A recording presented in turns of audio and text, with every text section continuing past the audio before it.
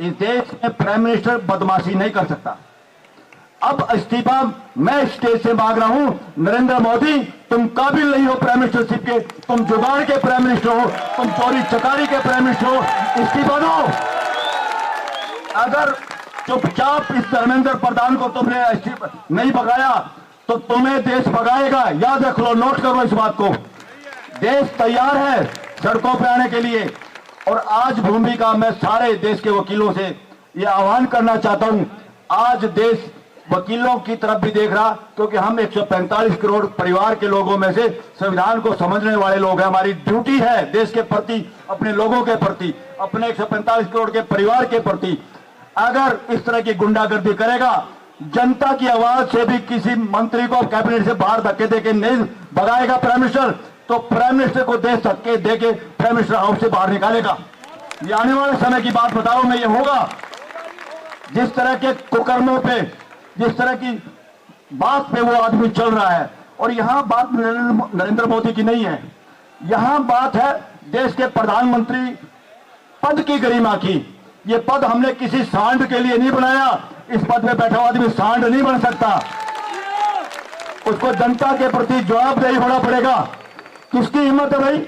अब तक तो डेमोक्रेसी में उस प्रधान को यहां के चुपचाप हाथ जोड़ के इस्तीफा दे देना चाहिए था। यह है पार्लियामेंट देश की, जो आप है असली पार्लियामेंट।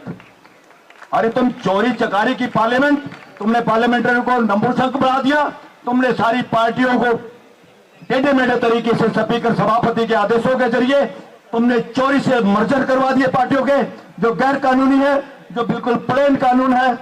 और इसलिए अगर फोर्स का यूज किया, यहां से ये धरना उठाने की कोशिश की, आज पूरा देश तैयार है प्राइम मिनिस्टर को घेर के उसका इस्तीफा लेने के लिए मजबूर करेगा अगर इन बच्चों को कुछ कह दिया तो। एक बड़ी बदमाशी की थी इन्होंने, सोनम वांगचुक एक ऐसे इंसान को इन्होंने एनएसए में बंद किया।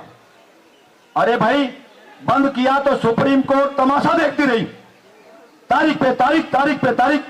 अरे उसको समझने में, सुप्रीम कोर्ट के जजों को ये बातें समझने में इतना समय लगता है क्या? अगर इतना लगता तो चुपचाप तुम नाकाबिल लोग हो, घर जाओ, देश पे बोझ मत पड़ो ऐसे जज। फिर क्या हुआ? नकली डॉक्यूमेंट, नकली वीडियो के जरिए फंसाया गया और सुप्रीम कोर्ट ने उनके लिए दरवाजा खोल दिया। और जब उनको पता चल गया फंसोगे तो इनसे एनएसए हटा लिया।